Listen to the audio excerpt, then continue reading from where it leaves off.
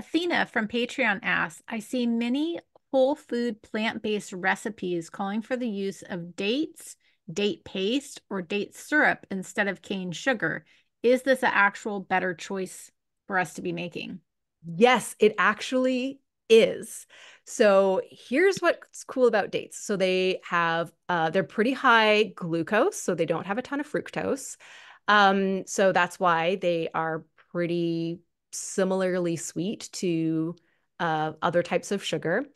They're also pretty mineral packed. They don't have objectively high nutrient density because they're pretty energy dense.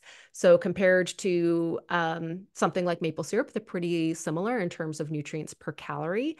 They have less nutrients per calorie than something like molasses. But there are a bunch of studies that show that dates don't impact blood sugar levels as much as the same amount of sugar from something like table sugar.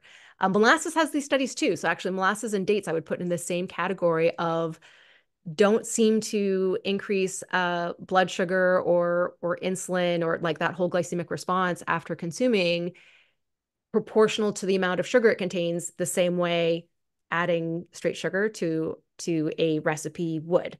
So that makes dates actually really cool. And that's actually even been shown in diabetics. So yeah, there's some cool science showing that dates are a really healthy sugar alternative. So yeah, go for it.